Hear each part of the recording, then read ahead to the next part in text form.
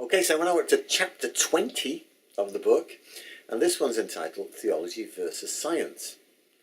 And this chapter is partly inspired by an experience I had many moons ago when I met an old friend from school in a chip shop in Yorkshire, and he says, "Hey, you believe in God, you don't you?"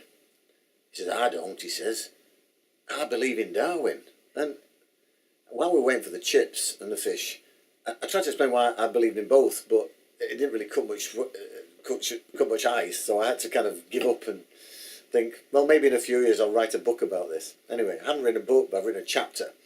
And that's what this chapter's about, the idea that theology and science are both engaged in a sense of wonder at the universe. So one seeks for meanings, theology looks for the meaning behind things, the why questions, whereas science is looking at how things work, how to explain cause and effect, etc. But that both can be pursued by people of faith or no faith is just so self-evident, so scientifically provable, that I shall rest my case. If I were to mention Copernicus, discoverer of the solar system, was a Catholic priest. Gregor Mendel, father of modern genetics, Austrian monk. Isaac Newton, father of modern physics in many ways, was a writer of copious religious tomes. Leibniz, Faraday, where do I go? These people are all people of faith. But I just want to bring out two characters that, as exemplars of what I'm trying to get at in this chapter, that there's no opposition between, for want of a better word, the religious mind or the theologian and the scientist. Maybe I'll pick two issues, namely the Big Bang and particle physics. The Big Bang theory was first coined by no other one, a Catholic priest, Georges Lemaitre, Belgium.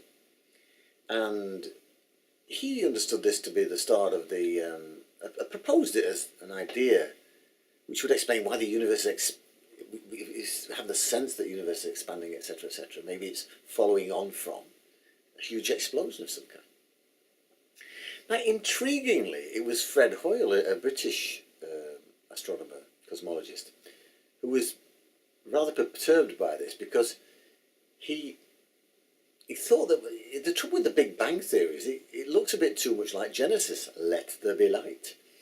And he made some very famous quips which are very memorable about it. He said, the chances of the Big Bang leading to the universe as we know it are about the same as a whirlwind going through an aircraft factory and putting together a jumbo jet.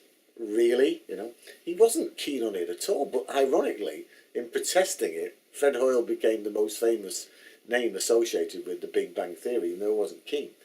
Hoyle himself preferred a multiverse idea, the idea that the universe has is different levels, different layers, different universes out there. We just happen to be perceiving and aware of one.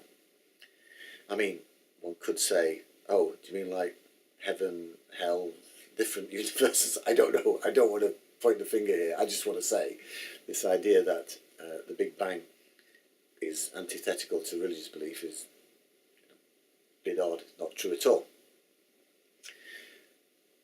Another question that came about in the 20th century has been the discovery of particle physics, quantum mechanics, etc. And one of the puzzling things about subatomic reality is that even Einstein was a bit bothered by it. He didn't like it at all.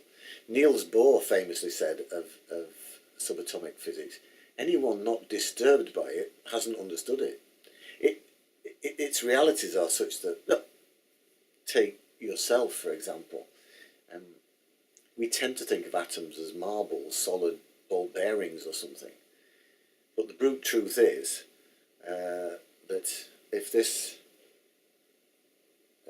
is a proton and this is a neutron, and we did it to scale, an electron floating around this nucleus would be somewhere like Tokyo, because atoms are mostly empty space.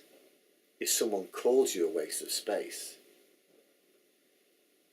they're being fundamentally accurate, because most of us think of ourselves as solid citizens, when in fact we're more like string vests, jazz bands, protoplasmic rock concerts. We are alive with this unpredictable, mysterious level of reality at the subatomic level. We can't know where something is without interfering with what it's doing. Doesn't that imply that everything's in relationship? Doesn't that look a bit like the kind of theological conclusion you might come from in pondering a revelation such as Genesis? And certainly many of the Eastern religions would have this notion of the continuity of lived and physical life, mental and transcendental life. Last but not least, again, just to use one example, the recent quest for the Higgs boson particle, which took place with a gathering of great scientists in Switzerland.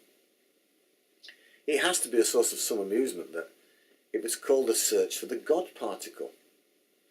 Now, some Catholic friends of mine have said, it proves God's a Catholic because you can't have Mass without it. But more seriously, this idea that the God particle is the particle which keeps atoms in relationship, keeps the whole thing together. How far is that from 1 Colossians 15? Christ is the head of the body of the church. He's the firstborn of all creation. In him all things hold together. Now, I know this particular chapter I'm being a bit mischievous. It's more that I just want to say science and theology are both fantastic areas of human endeavour and study and questioning and discovery. Enjoy both.